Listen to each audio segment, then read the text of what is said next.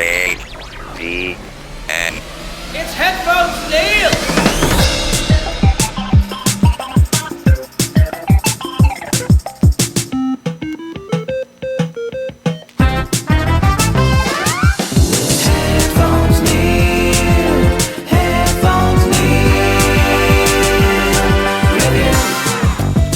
What's up, guys, and welcome back to HeadphonesNeil Reviews. I'm your host, as always, HeadphonesNeil, bringing you my set of reviews and updates and all of that good stuff for this week.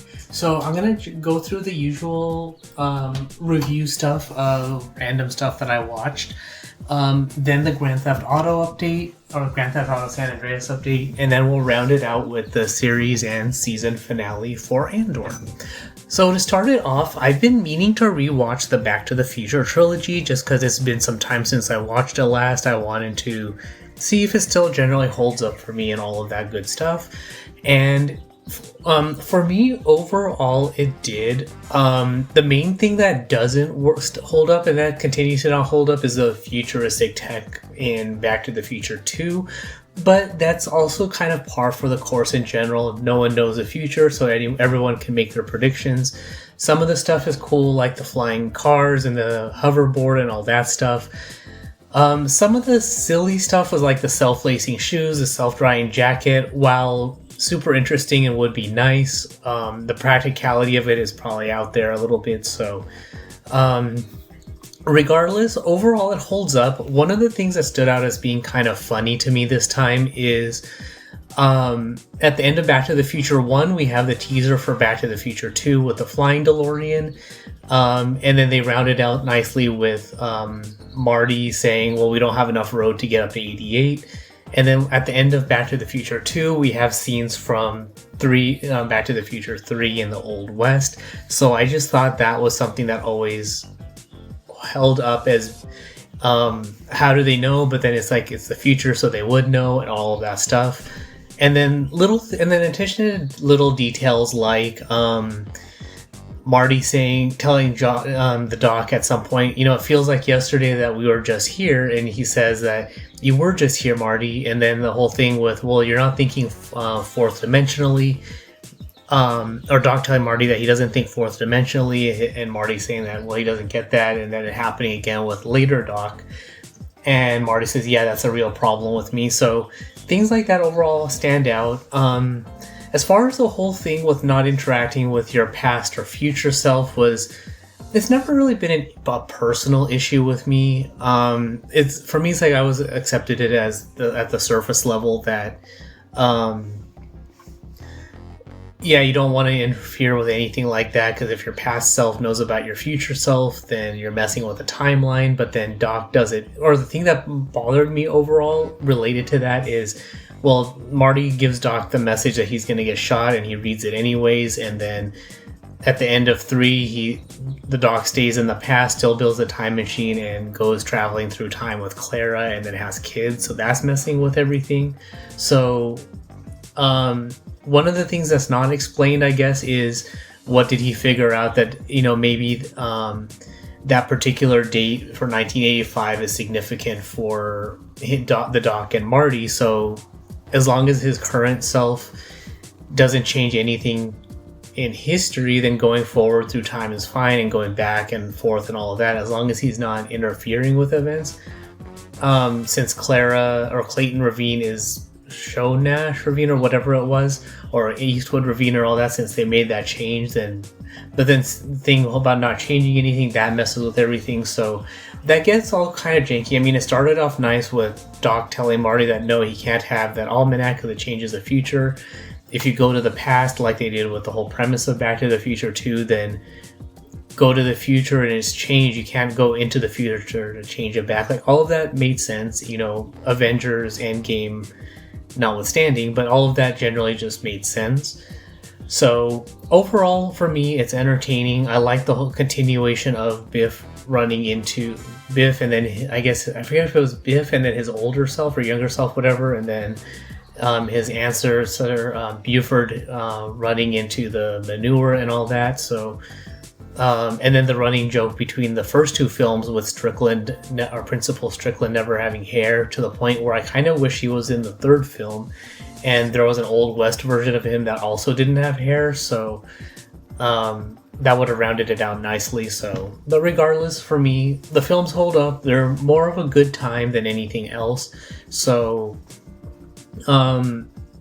paying too close of attention doesn't work, but it works better as a, bird's eye view of traveling through time and not interfering, but going into specific times to do things and not changing stuff and all that, because it does fall apart by the end with all the stuff that Doc does. But maybe even a fourth film would have helped explain that if they went and said, well, if he came back and said, work with Marty, said, well, I went to the future, and because of everything that happens with Clara, now it's broken all this other stuff, and so they have to go back and fix it and all that, and deal with things that way in the fourth film. So regardless, that's my take on that. I also had a chance to watch The Walking Dead Dead City Season 2 Episode 2, Another Shitty Lesson. A good episode in that we have Maggie and those people trying to make their way to Manhattan. Negan is working for the Croat and that other lady, but we get a little bit more revelations that he's actually doing it under disguise, that he's helping them, giving them all these things of ways to take them out, but was working towards a way to either be reunited with his daughter, or because he knows that Maggie, Herschel, and his daughter are the only ones who can actually figure out a way to rescue him and take down the Croat and that lady. That's why he lets them escape off the boat before he releases any more of those zombie tar cannons or whatever, or the methane cannons or bombs or whatever. So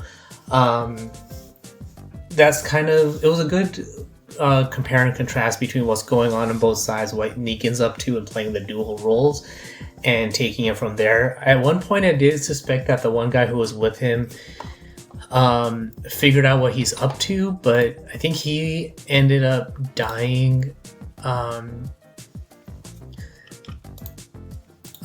at some point in the episode, so it worked out. But I mean, regardless, it looks like Negan is playing that double role, so I think he's actually just trying to get off the island, meet back up with his daughter to redeem himself in her eyes, and even to some extent Maggie and Herschel, that he wants to team back up with them, take down the Croat and the lady. And I mean, taking the factory might be an ultimate goal. Like, if they get it, great. If they destroy it, great. But then it might also be that he's gonna help Maggie take down those people that are holding her and Herschel captive, or at least, let them fight it out amongst each other while they make their escapes or something like that. So far I'm intrigued enough that I want to keep watching, mostly because of Negan being in this double role, but to see where they're gonna go with the story from here. So that's kind of all I've got for that. So with that being said, for my Grand Theft Auto San Andreas gameplay, I've now gotten to the point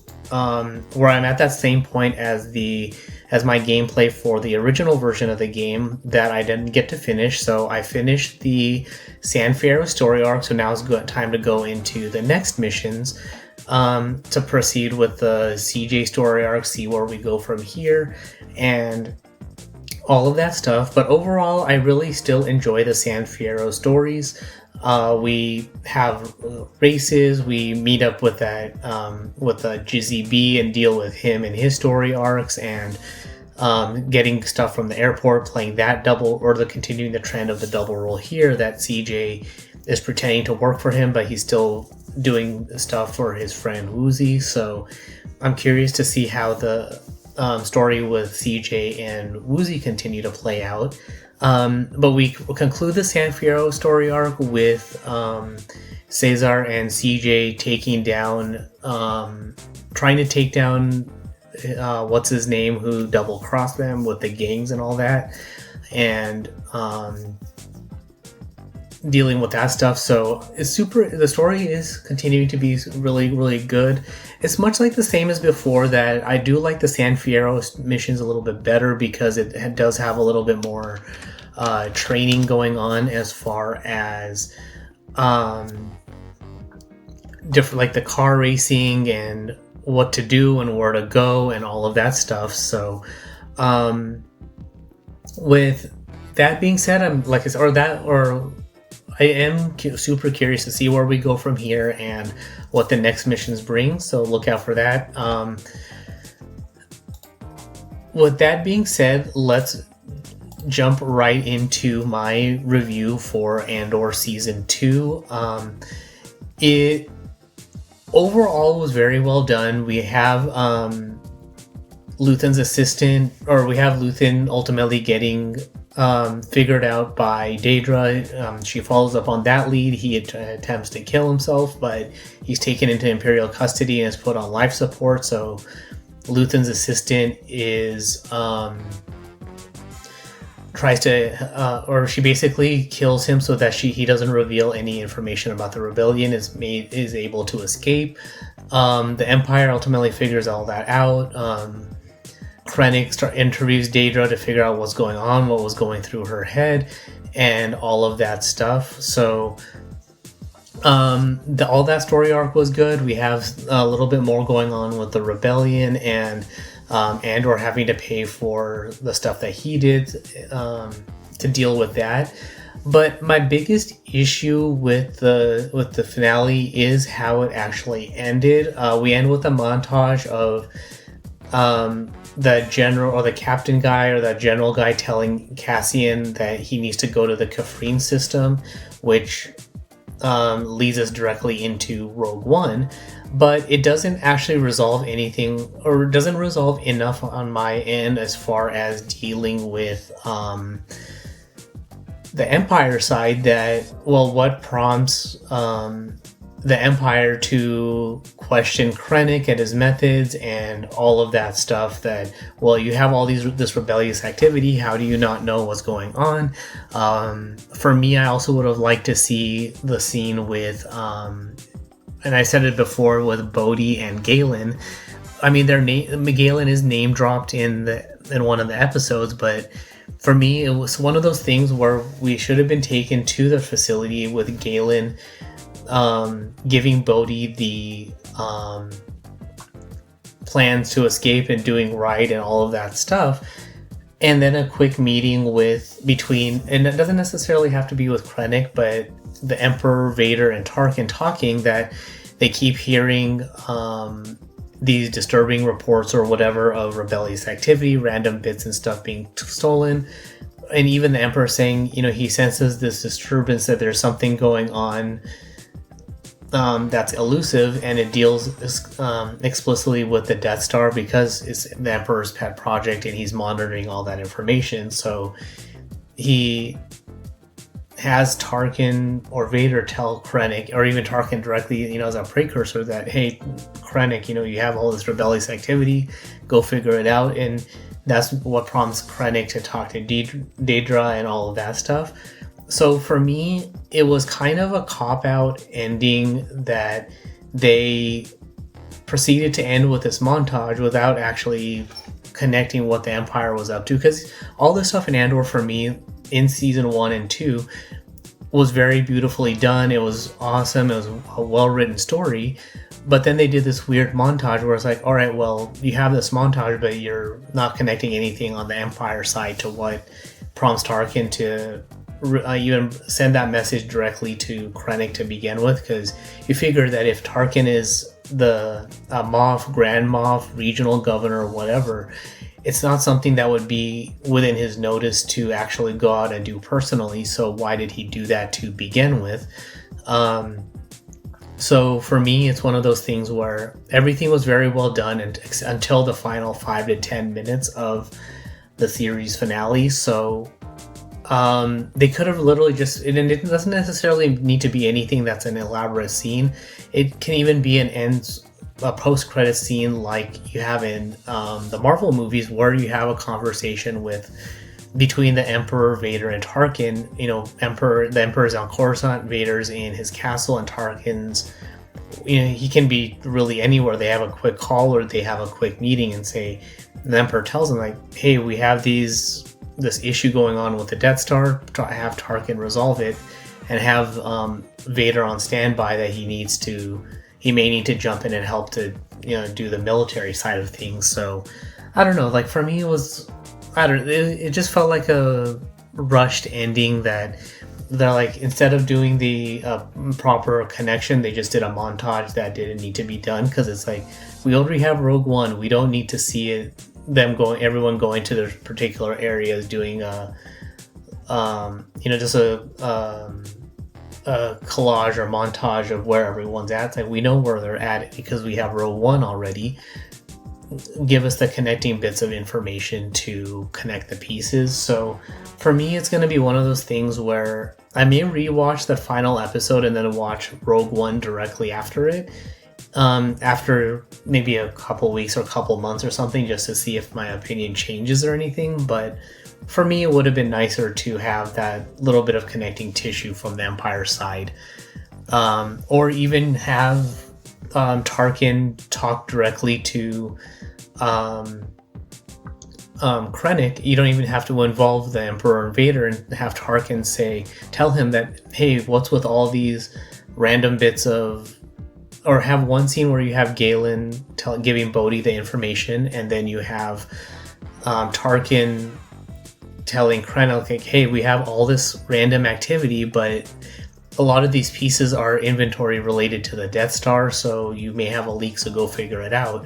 And then that would lead us directly into Rogue One, because Krennic was given his chance, and now Tarkin has to explain to the Emperor, and the Emperor wants him to take over the project. That would be a very simple connecting bit of tissue to me. So with that being said, now that we're at the end of Andor, for next week's episode, I have only Grand Theft Auto to review, so we'll see what other stuff comes up for me to talk about. I did have a recent trip to Knott's Berry Farm, so I have a couple of those posts up, but I haven't had a chance to do any of that a proper review. But as far as that stuff goes, it's the end of the Boysenberry Festival, so I had a chance to do a lot of the photography and a couple of video recordings and stuff like that. So the post is up on the blog if you want to check it out. I'll have a link in there as far as the blog post with the pictures and the video that's up on the YouTube channel as well. But some of the decorations are very, very beautiful with the flowers and scenery and all that. It was a nice sunny day. But I think next we're gonna jump into the Ghost Town Alive stuff. So I don't really have much else to say, I guess, now that I think about it. Just the Boysenberry Festival decorations were good, so it was kind of sucked that I only got the tail end of it. But I'll have a link in the show notes so you can check out some of the pictures that I took as usual. So with that being said, that's all there is for this particular episode. So if you have any questions, comments, feedback, or anything like that, you can comment on the social media posts or post on social media. All of them are linked on the website at HeadphonesNeil.reviews.